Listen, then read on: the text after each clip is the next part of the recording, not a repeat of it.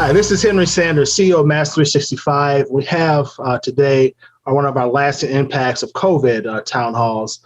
And as you know, we've been talking about COVID across the state. We've talked about some people in the Fox Valley area, the Madison area, and now we're blessed to talk to our family in Milwaukee about COVID and how it's actually impacted them and the things they're doing in their areas of expertise for the past couple of years. So before we start, I want to make sure everyone can introduce themselves. Why don't we start with the power broker on here. Let's see, they all want to see what I'm going to say. Look at them. They like, who's he going to say? Listen, I'm joking. These are all power brokers on their own right. Maysee, I want you to introduce yourself. Sure. Thank you, Henry. And thanks for having me on this town hall meeting today. I'm Maysee Herr. I'm the CEO of the Hmong, Wisconsin Chamber of Commerce, headquartered in Milwaukee. A good chunk, I would say about half of our clients are from the Milwaukee area, but we serve statewide. Well, thank you for joining us. I appreciate everything you're doing with the Hmong community. Ms. Rucker, why don't you introduce yourself? My name is Marjorie Rucker. I am the Executive Director of the Business Council, which is an organization that helps minority businesses grow in supplier diversity. I am also the current chair of the Ethnic and Diverse Business Coalition, which is a coalition of 15 different chambers of commerce and CDFIs throughout the state of Wisconsin. Okay, I'm done now. That sounds like a lot of work, a lot of energy, and a big responsibility. So thank you all you're doing. And County Executive David Crowley. So how are you? I'm doing all right. Again, I am David Crowley, Milwaukee County Executive, joining you live from my corner of my living room because I'm actually on quarantine.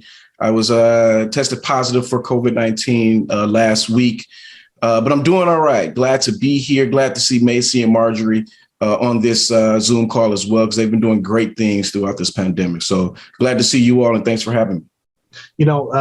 Thank you all for joining us. Really, we know how busy you are, but County Exec, why don't I start with you? A lot of times when we have these interviews and we talk to people, we jump into, what's going on with the community, what's going on with businesses, what's going on, et cetera, or what's going on with your organization. But we don't necessarily always start about how are you doing as a leader. Because sometimes people forget that you're leading, but you also need people checking on you. And since you said that you have COVID, how are you doing? Well, first and foremost, thank you for that question. I think that many, whether you're a CEO, a political leader, community leader, or the matriarch of your family, a lot of the times you don't necessarily get that question. So I truly appreciate that. But I'm doing all right. For those who may not know, I was sworn in May 2020 when I won my election, which is in the onset of this pandemic. And I'm glad to say that it took 2.5 years for me to come down with COVID.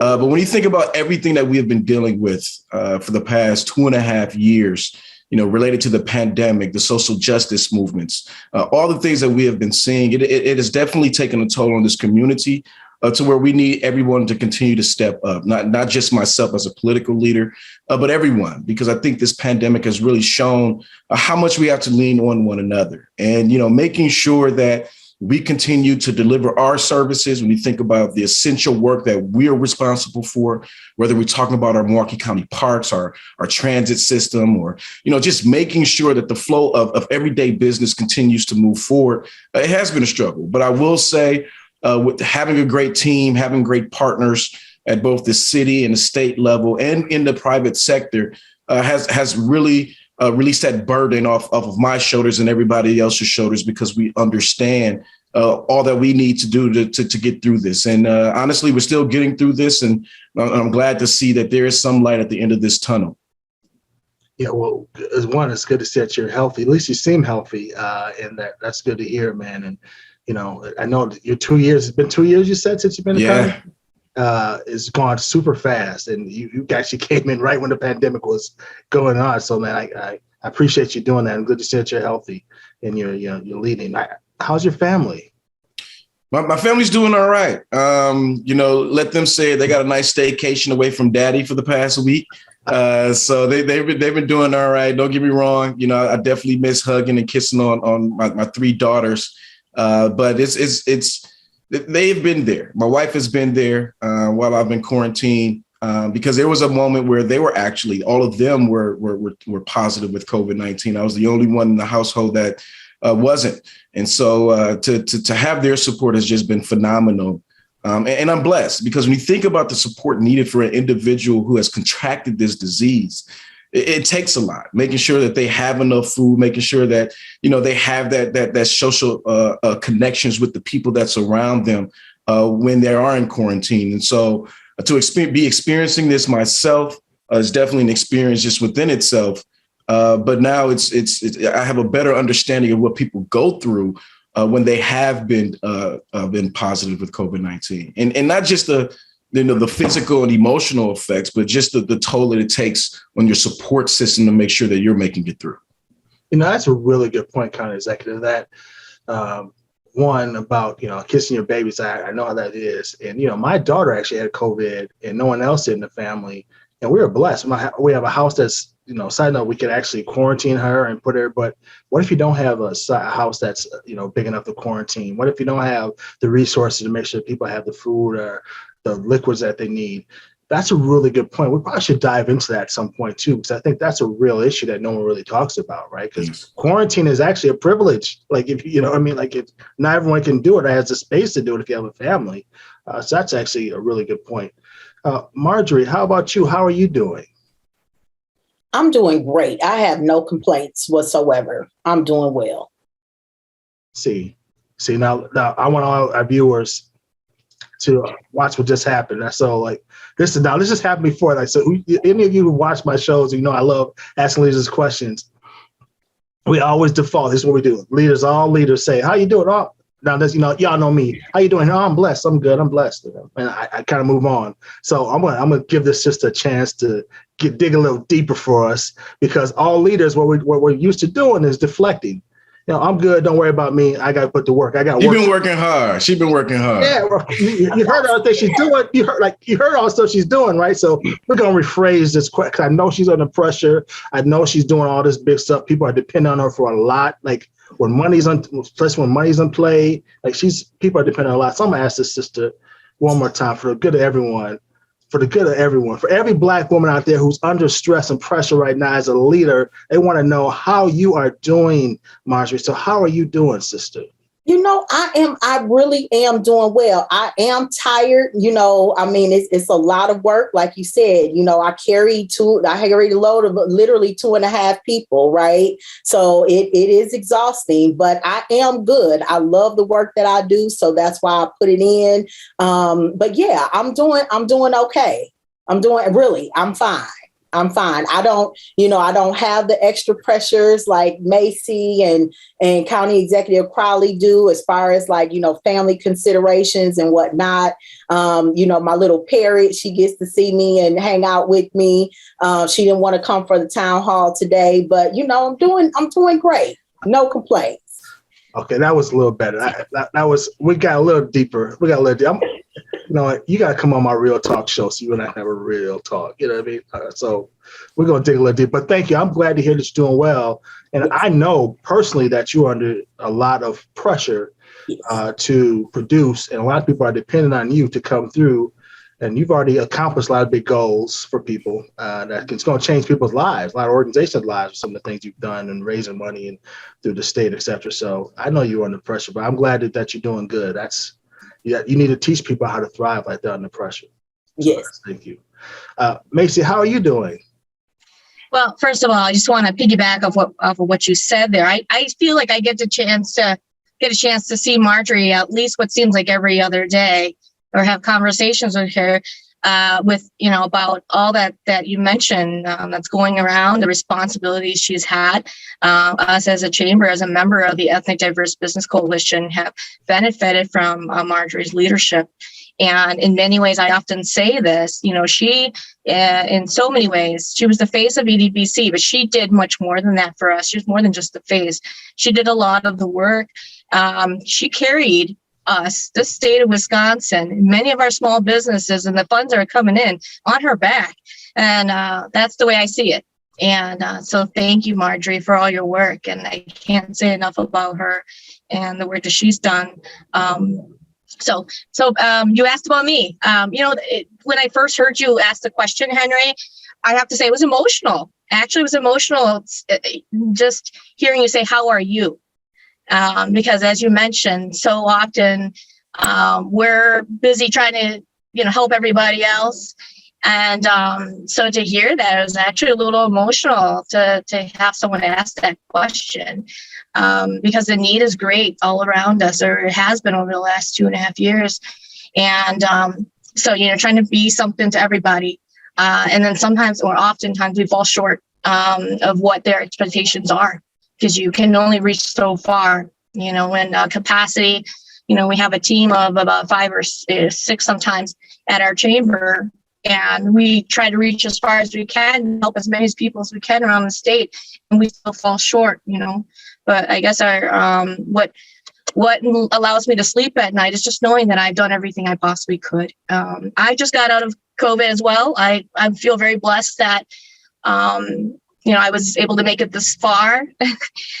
Just as County Executive Crowley was saying, that I'm just happy I'm personally vaccinated. So, the impact on me was minimal at best. So I'm just really thankful and just doing the best I can. Well, thank you. And I hope that people are listening. That we said emotional. I think that's true, right? There's a lot of pressure, especially the past couple of years. People have been under a lot of pressure, especially if you're considered to be a leader, however you define that. It was interesting to me about you is that you're leading a Hmong population that, people always don't forget Wisconsin has the 3rd highest Hmong population in the country. So we have a pretty big Hmong community here in the state. And the dynamics in Hmong community is so much different than other communities, right? How they communicate, how they get the word out. So, I can just imagine having pressure you're on being a person has to represent a lot of big state and a lot of different needs, unique needs. Yeah. So I can only imagine how. Yeah. And actually, let me just go ahead and talk, and I'll just say a little bit too. So we actually serve more than just the Hmong or Asian community. I would say our portfolio is quite diverse, but you're right. Originally, we were started as a result of some of the needs in the Hmong and Southeast Asian community. But I'm happy to say that nowadays, our portfolio is quite diverse, and we're proud of that. Expansion. So she said, check yourself in. Check yourself. We do more than that, right? I didn't mean to minimize what you do. So. No, I didn't take it that way at all.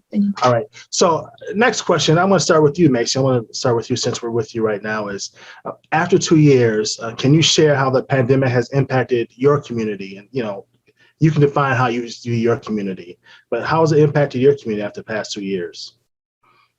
Well, let me just say that I think people are proud, and I don't think that that's necessarily unique just to the ones that the communities we serve.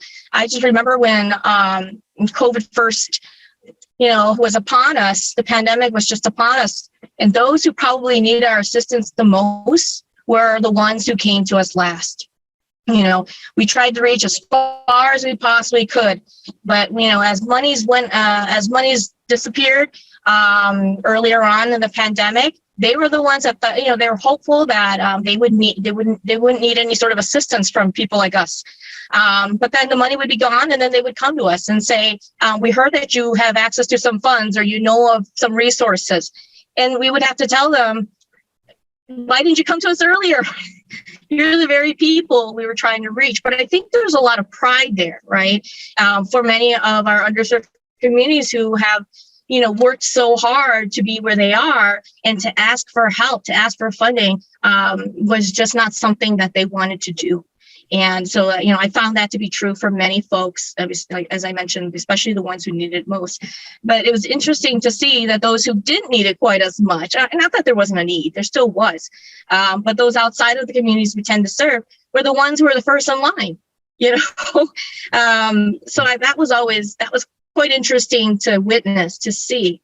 But now I would say, and maybe I'm getting a little off topic now, Henry, but I would say the resilience of many of these businesses just was a very pleasant, very actually few that we actually work with, that actually closed permanently.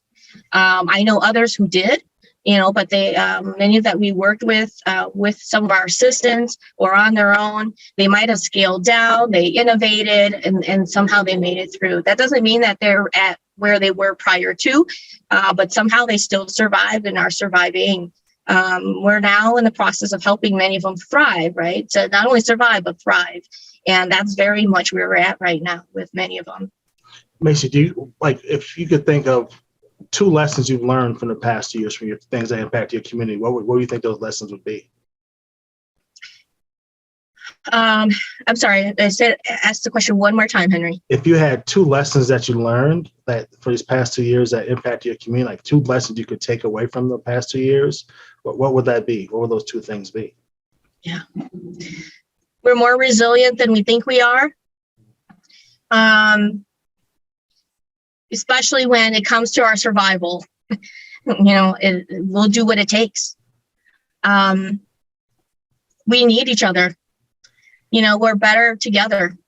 No matter what walk of life we come from, we're stronger together. And I think we especially saw that in many of our alliances. I can speak about EDBC, but others as well. We're stronger together.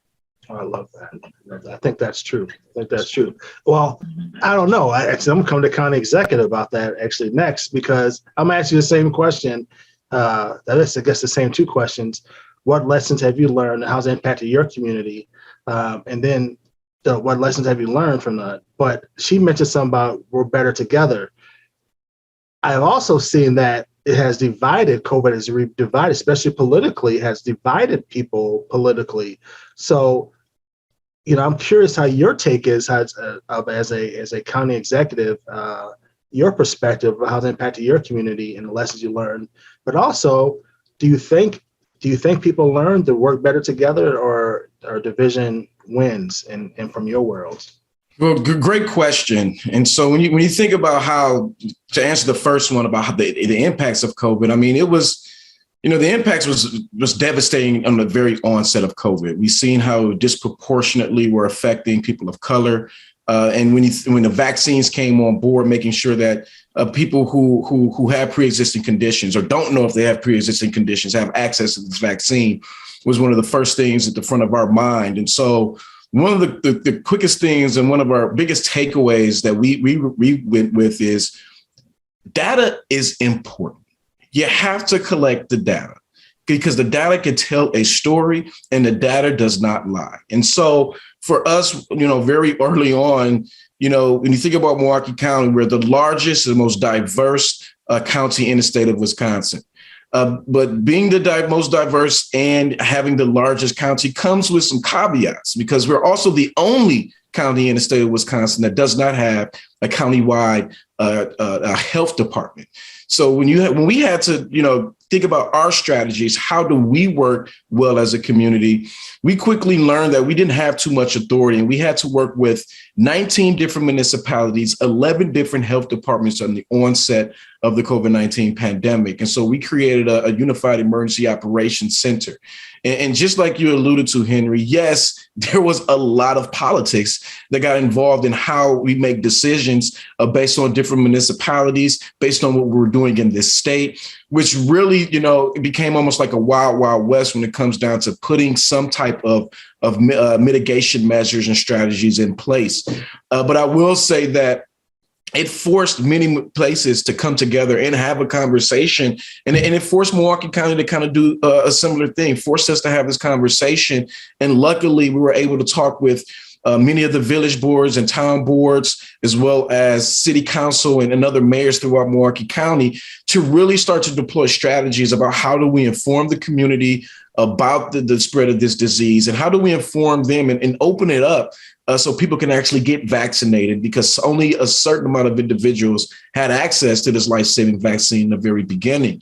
And so one of the things that we did was utilize that data to really tell the story. And we were able to, for example, come up with our zip code program. We work with the state of Wisconsin, the city of Milwaukee, to open up our 10 most vulnerable zip codes, utilizing the CDC Social Vulnerability Index. And then we created Dr. Ben Weston with the Medical College of Wisconsin, also our health policy advisor at Milwaukee County, created the Evaluating Vulnerability and Equity model, the EVE model, so we can actually put strategies in place to directly impact those who historically don't necessarily receive the type of resources that they need. And so for us, it was easy to deploy those types of strategies because in 2019, we were the first jurisdiction to say that racism was a public health crisis. And so since me being sworn in May 2020, we've been focusing and doubling down on that public health crisis and really focusing on how do we make decisions and employ strategies that get at the root causes of many of the issues that we're facing. And when I look at COVID-19, it's not about like, how do we just get through this pandemic, but we still don't even understand what it means to be out of this pandemic and what resources are still going to be needed and had for many individuals who still aren't recovering, right? And so when you think about our unemployment numbers, the individuals who can't find employment, or you think about what we've been through and you see the violence, the mental health, the substance abuse calls that we have been receiving, we realize that we got to make sure that we may start to marry both health equity as well as racial equity. And so we're focusing on, housing, transportation, mental health, and substance abuse, as well as, and also it's equally important as all of this is government sustainability, so we can make sure that we can continue to be there when people are at their worst.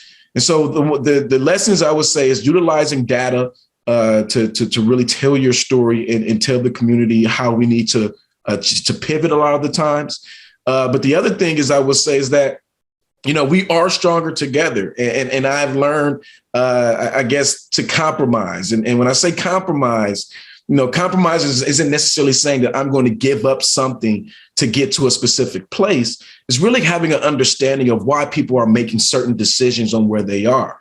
Everybody lives in unique municipalities. They have their unique personalities, their own unique politics. And so it's about developing an understanding about what a community wants and needs and where they believe they're going in order for us to really bear the fruit of finding solutions that's going to benefit and impact all of us. That is the data, I think, is important, right? The data. And I didn't know in 2019 what you guys did about equity. I didn't know that. So that's great to hear. And I also think it's interesting, the point you brought up about Milwaukee County being the most diverse county. I didn't really think about that before, but I'm talking about diversity politically. I mean, like that's big county like Milwaukee Central is mostly probably Democratic. The county is probably more conservative, is my guess, right? So you do have you have to walk that tightrope a lot to be an effective executive, is my guess. So it's interesting hearing a politician use the C word, compromise, right? Because that's like, politicians, no, we can't compromise. But that's I love hearing that, because like what I hear you saying is you want to be effective, and to be effective, you have to know how other people are viewing, even if you agree or disagree with them, you at least have to know where they're coming from to be able to really address the issues, right? So I appreciate that. I never thought about though, man. That's you are under fire. You're in an interesting position in the state, having a county that you do. That experience is going to be, very useful in the future, I hope. Marjorie, how about you? You have a broad representative. You represent a lot of different people. How the past 2 years impacted your community? And then what 2 lessons would you take for the past couple of years? Yeah, I think the lessons that we all learned, so some of us knew the huge gaps or disparities that exist in our respective communities.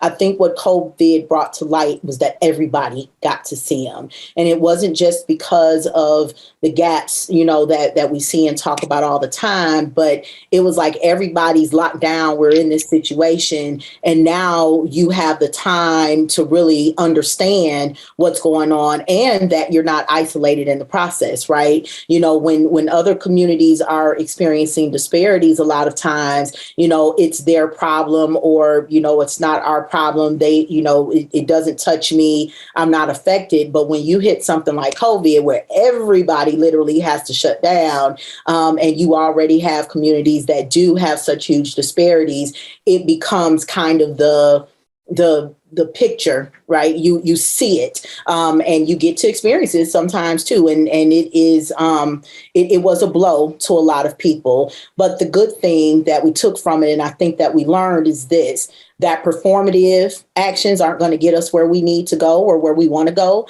and that we need to not only work together but understand and respect each other, and like Executive Crowley said, and people's differences and what they're going through, but also be able to come to the table to make sure that we're lifting our communities instead of, more performative measures that continue to drive wedges through them.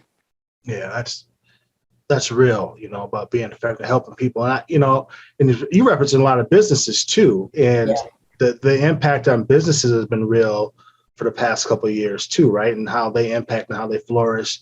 I'm curious, have you noticed how people of color, our businesses how have they done through this? I mean, how have they gotten through these past years? Has there been themes of what you've seen from them that they needed from past years? Absolutely. So businesses of color, just nationwide, based on the stats right now, are at about a 40% closure. That's average. African-American businesses were the hardest hit, which is not surprising because usually we, have the largest disparities for anything. But then, when you start talking about those that weren't impacted as much, like some of the other ethnic communities, they still had a 31% loss.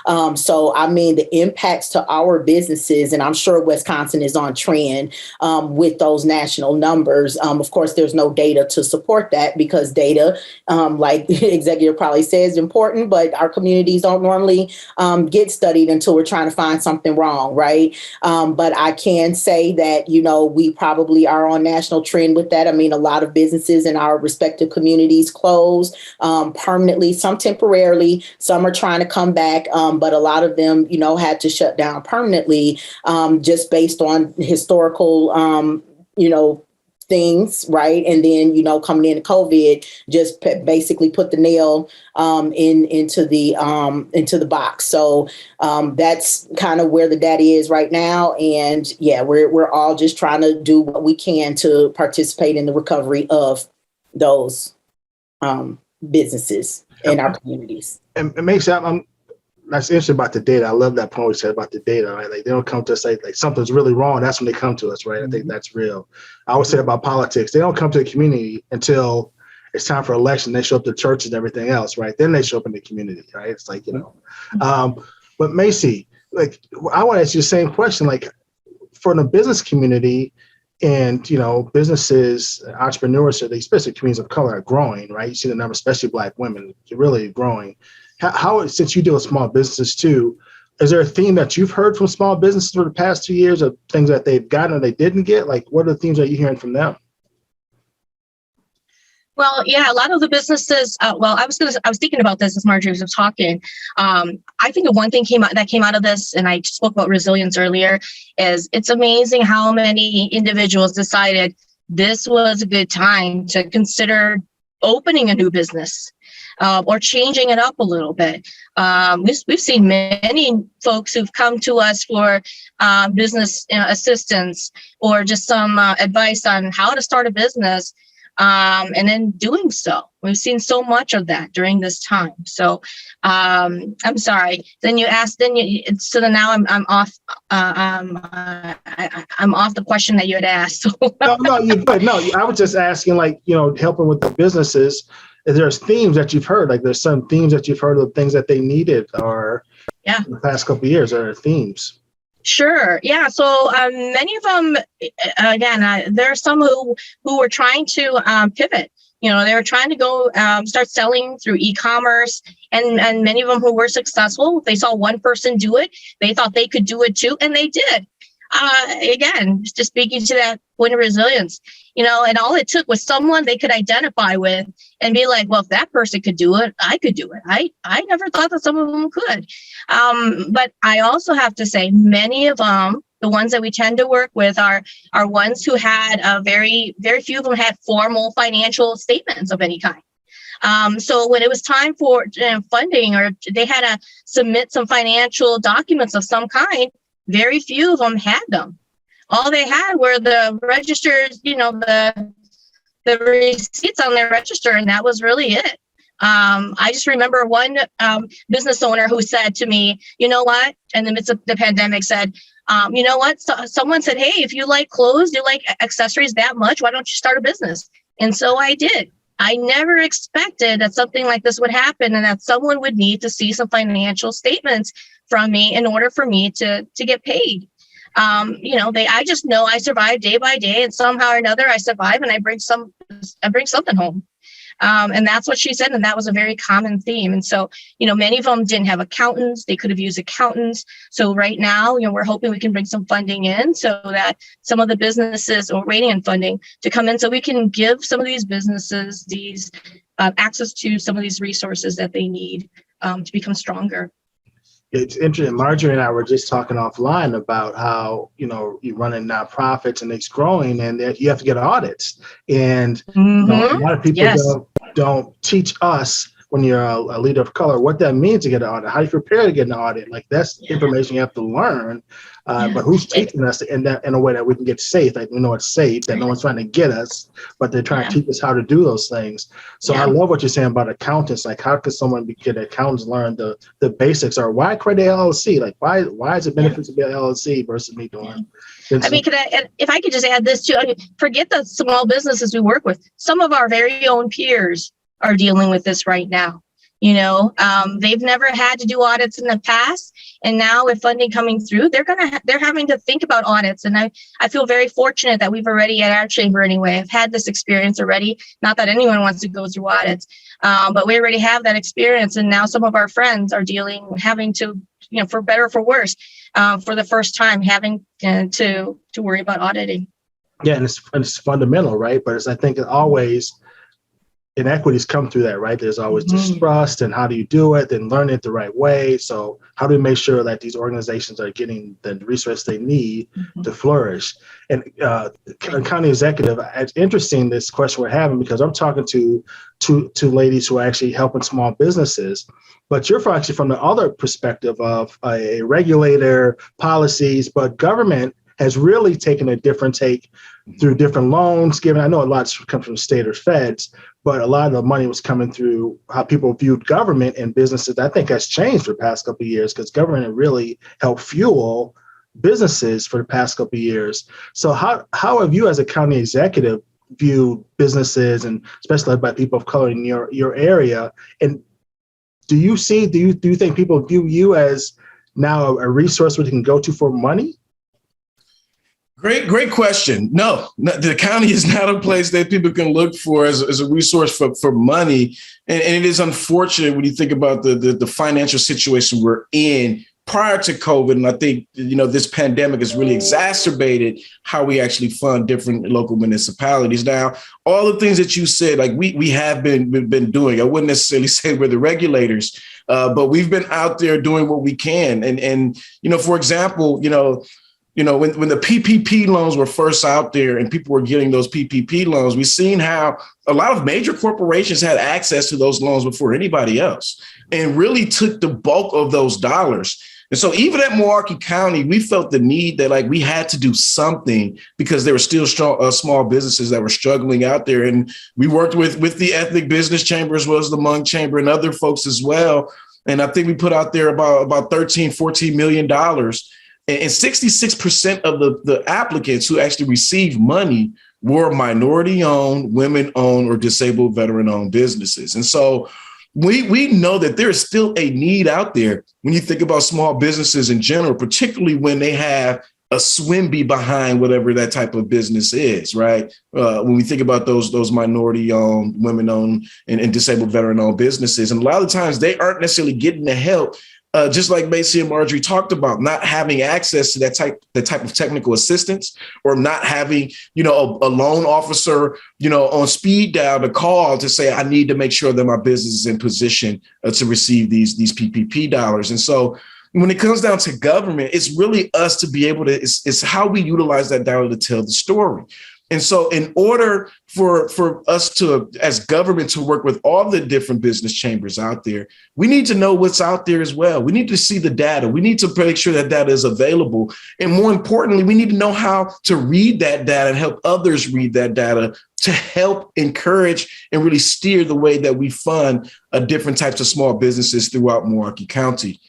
And so we still have a role in playing with the state and with local government as it relates to what is the strategy? How are we funding many of these small businesses, and who are we funding and why are we funding? And I think that's another big thing we have to talk about is why are we funding certain businesses over others? Again, because too many of these larger corporations are too much in the best position to get the dollars and really take from those who have never had. And are technically on the verge of actually having a great business, but all of a sudden it's been disrupted and you've had to pivot because of a major pandemic that we haven't, none of us could have prepared for. And so we still have a role in doing that. But I would say that it's going to take other folks out there in making sure that we're electing individuals. And, I don't want to be that guy and talk about how every vote is important, but every vote is important. Every vote counts because these are individuals who are making decisions on how we are funding, not just your community, but many of the small businesses that contribute to your local economy as well. Yeah, that's good. I was laughing because you don't want to be the guy that says every vote counts, but every vote counts, right? There's no other way around it. This is really good stuff. I want to change the topic just a little bit because one of the things COVID has done is also changed how people are employed. A lot of people resign from their jobs. A lot of people become entrepreneurs. A lot of people are now working remotely. So it really changed how people are looking at work and how they view work versus work-life balance. So how important is talent development and retention in the Milwaukee area? And what do you think employers learned from the pandemic that they can do differently? I'm going to start with you, County Executive. Great question. I think whether you're in the public or private sector, everybody is wondering what happened in the sense. So we talk about the Great Resignation and things of that nature. And, I'll probably be one of the lone voices that say, and I think this is catching on, but this is not because of the pandemic. I think the pandemic has really exacerbated what we're seeing pre-COVID, right? And so many individuals are looking for different opportunities for themselves, whether you think about the gig economy where people can work whenever they want to work or go wherever they want to go and work. When you think about individuals who just said, you know what, I'm tired of the 9 to 5, I'm going to go start my own business, as we've seen many individuals do throughout this pandemic. But I would also say that, when it comes down to the Great Resignation and we're thinking about how do we not only acquire new talent, but retain our talent, we just have to think about things differently. One, when we talk about how do we, recruit more talent, one, let's start with our hiring process, right? I think that now we can all understand and say that, no matter where you are, unless you're, Google or somebody like that and really big in the tech world, we all have antiquated ways as when it comes down to finding new workers. We're looking for the perfect candidate versus looking for the perfect capable candidate. And I think that's hindering our ability to really hire individuals. But we also got to think about, particularly when you're in government, I cannot compete with the wages in the private sector. So what other tools do I have in my toolbox to say, what, I value you and I want to keep you here? And not all the time does that come with wages, and it comes with different types of benefits, but it has really forced all employers of all different levels to really think differently as far as how do we recruit and retain talent. And again, the pandemic has really exacerbated what we have already known.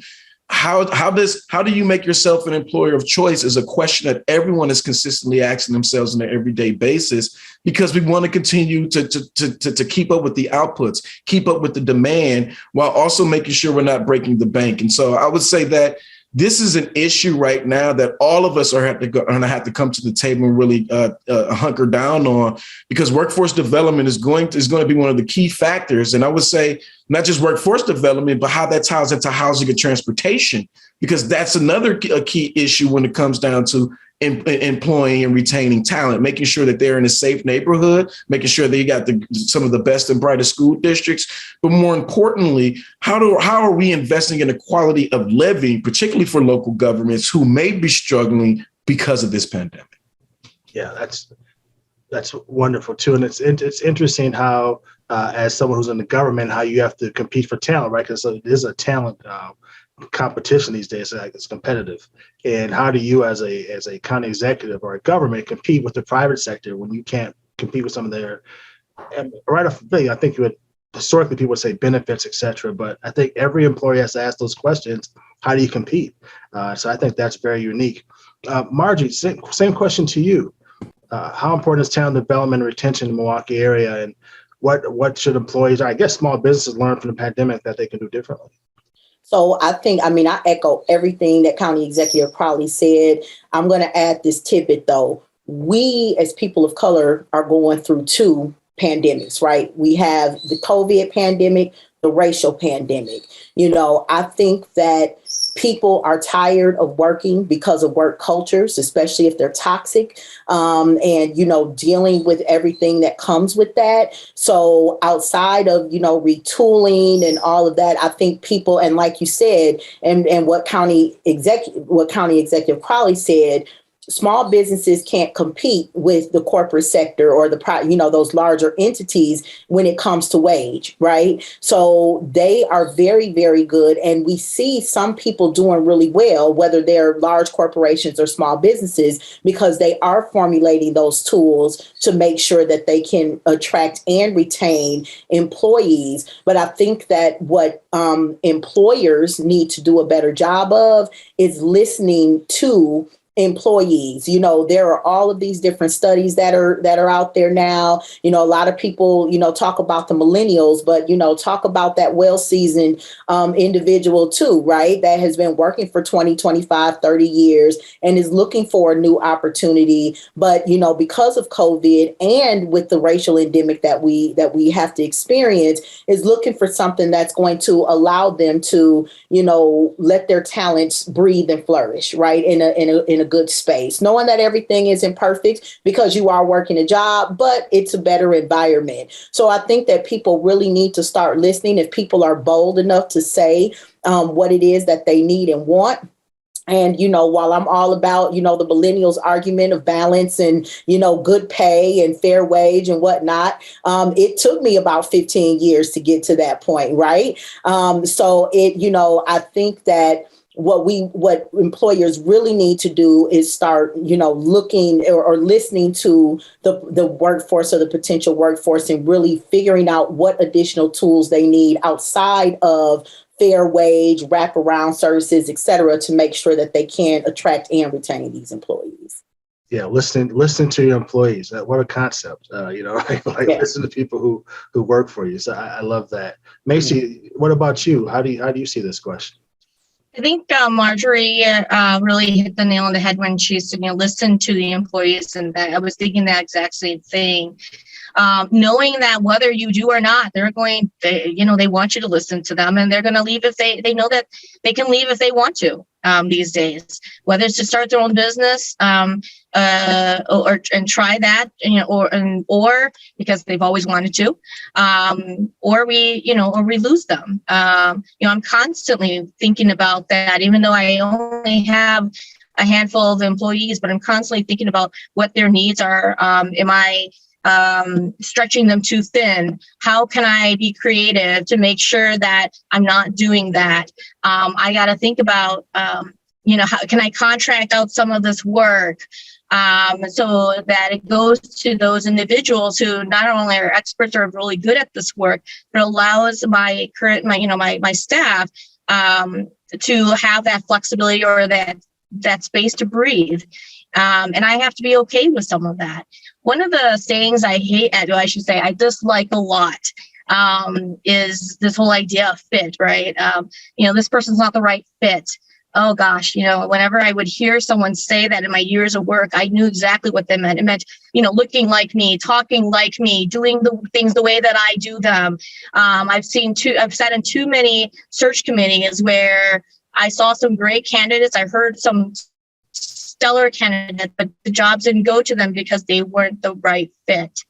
For all the reasons I just mentioned, it never made sense to me. So I think we need to really stretch ourselves and challenge ourselves as organizational leaders, to say, what chances can I take? Because I want to make sure that, especially based on the research, that we know that the more diverse our teams are, the more diverse our employees are, our communities are at work, that more innovation happens. We know that. Talk about the importance of research and studies. So if we believe that to be true, then we have to be willing to give others who are different from ourselves a chance. I think training is also very important, and providing our employees those opportunities to, get that professional development whenever we can. Yeah, I always talk about diversity as innovation. Like it's the data backs it up. Like if you want to be a more competitive organization, a business, bring diversity, not just because it's the right thing to do, but it's the competitive thing to do. If you want to be more innovative, the data backs that up. So I agree with that. People don't talk about that enough, I don't think. Okay, so I have a last question here. I have one for each of all of you. I have one last one for the county exec, because I know people outside of the county, outside of Milwaukee, look and say violence has gone up for these past 2 years too, right? And so from that perspective, what have we learned? And I'm asking him more from a county executive perspective. So that's going to be a last one. I want you to think about that, and I'm going to come back to you, county exec. But from a violence has gone up, and you can say there's a correlation between that and the pandemic. So what can we do to address some of those things to hopefully get back to whatever normal is? I want to come back to that. So that'll be your last question, county exec. So I'm going to start with you, Marjorie. People outside of Milwaukee, looking into Milwaukee, what would you say are lessons that they can learn about what Milwaukee did right over these past couple of years? Like, what did Milwaukee do well that the rest of the state can learn from? And maybe what did they do wrong? But like, what did they do right and what did they do wrong that the rest of the state can say, oh, they could learn from what's going on in Milwaukee? Yeah. So I think that what Milwaukee did well was really to start kind of getting out of our silos, right? Like the pandemic exposed, like we've highlighted in this conversation, that we were siloed, but that also we had to come together to solution and get things done. So us being able to reach out to our peers here in Milwaukee and sometimes statewide, right, to affect some positive change was really, really important. I think when I look at it now and moving forward into the future, my hope is that people that work in different industries and sectors within community and economic development continue to really start having those conversations and working together and making a holistic approach to making sure that our communities are well. Like I said, we've started and it's a great start, but we need to continue that, set egos and resources that could come aside, right? And really start working together to make sure that we're working holistically. It's great to solve housing. It's great to solve workforce. It's great to build new businesses. It's great to cure homelessness, but all of those things touch each other. It's a circle. And if you're not giving attention to everything, then, even if you're putting in, resources to one thing, you're still not going to solve the problem. So I think that's what we did right, and we're doing a lot better. As far as what we did wrong, I mean, the list goes on. I'm not going to even start, going down that path, right? I mean, there's so many things that we could have improved on. I will say, though, that some of the things that weren't right or could be better, I think, again, they're on display for everyone to see. So hopefully, there are better opportunities that can that people can see or that have been presented that we can all work to come together and do things better. Right. And I'm not asking a question to put the area down, just learning for other people. Milwaukee is the biggest, city, county in the state. So like, what can they be doing? So Maysee, thank you for that, Marjorie. Thank Absolutely. you. Maysee, same question to you. Like if people outside looking in, because you have a different perspective too, because you travel around the state a lot, what can people learn from Milwaukee, what they did well? And like, what things that you think they could have done that people can learn from that need to improve?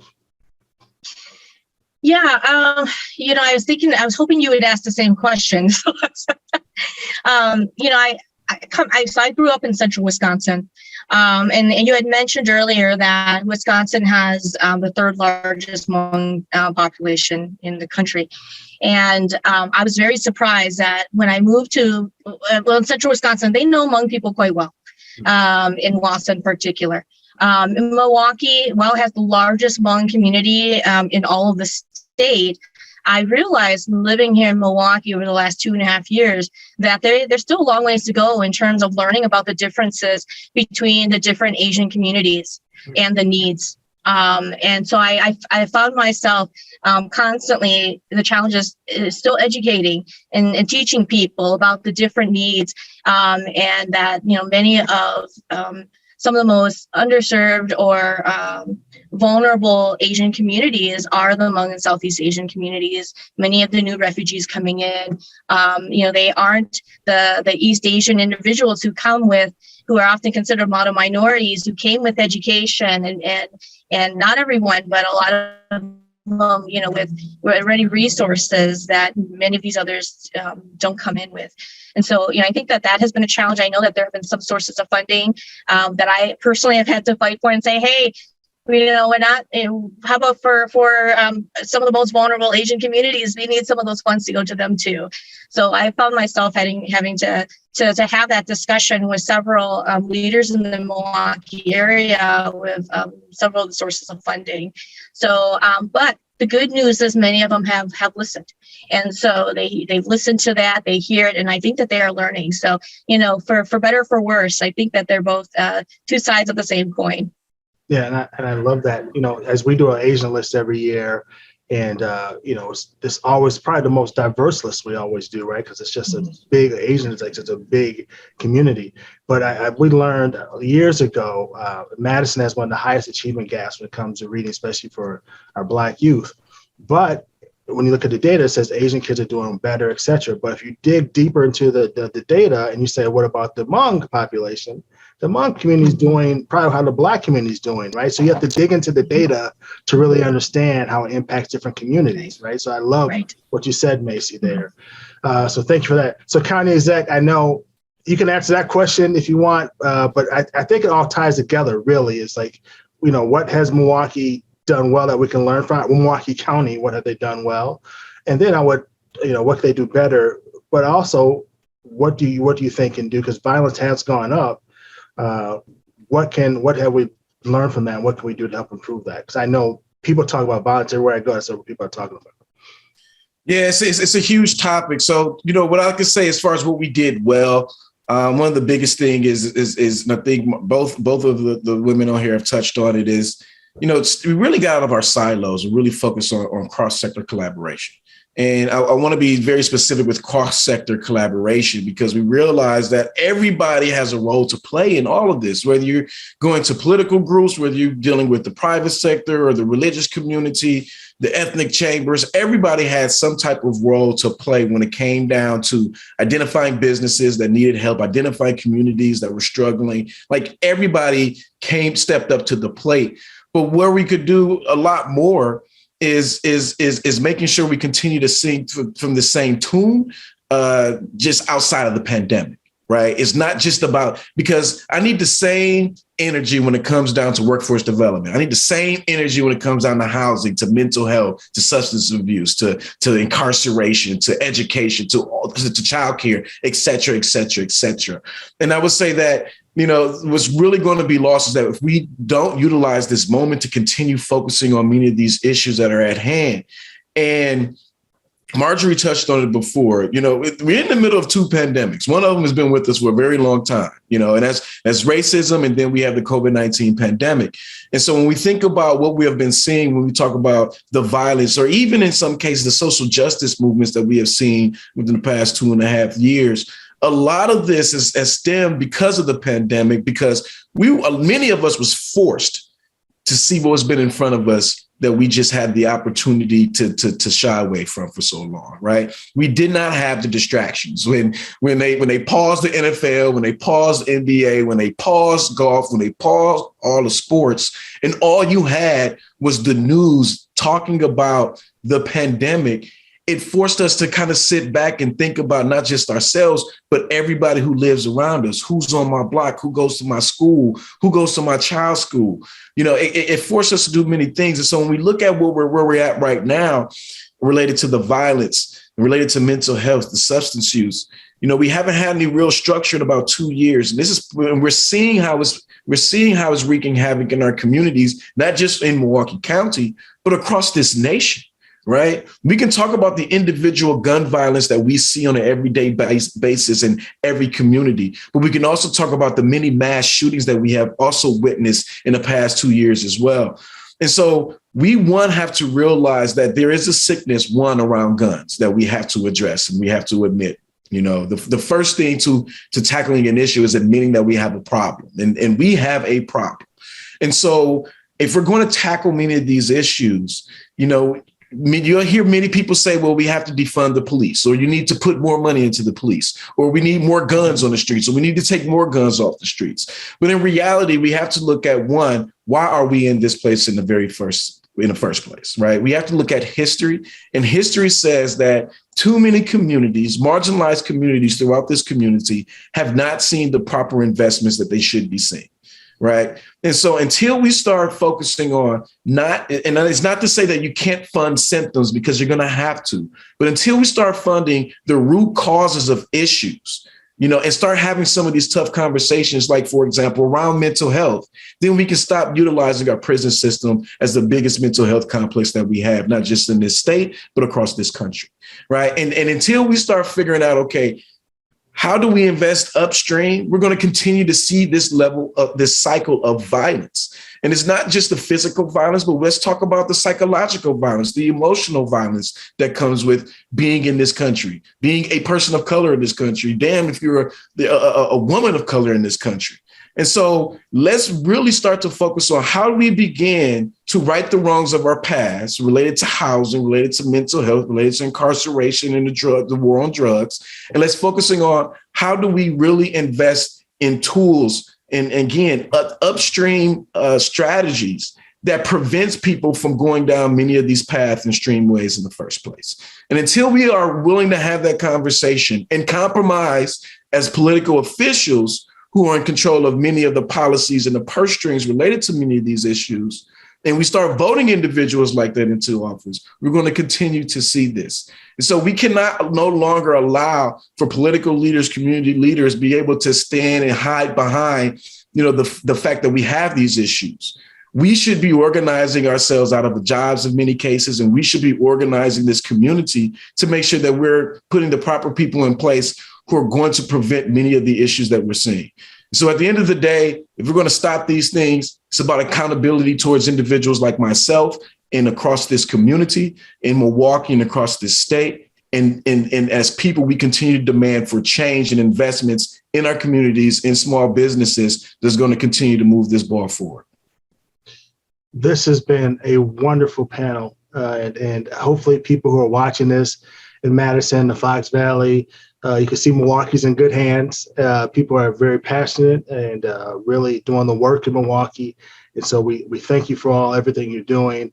And the message really to me is unified together. You talked about all differently silos to get out of silos, but you all talked about in your own way of working together.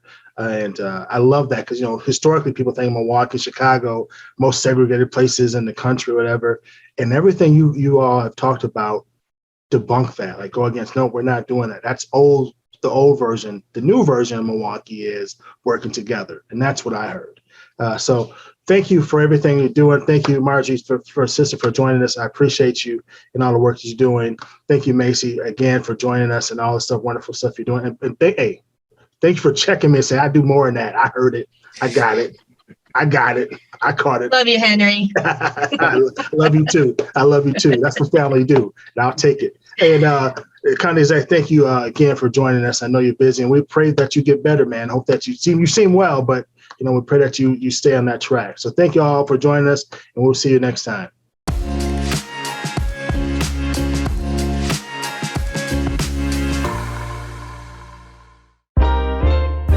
This is 365 Media.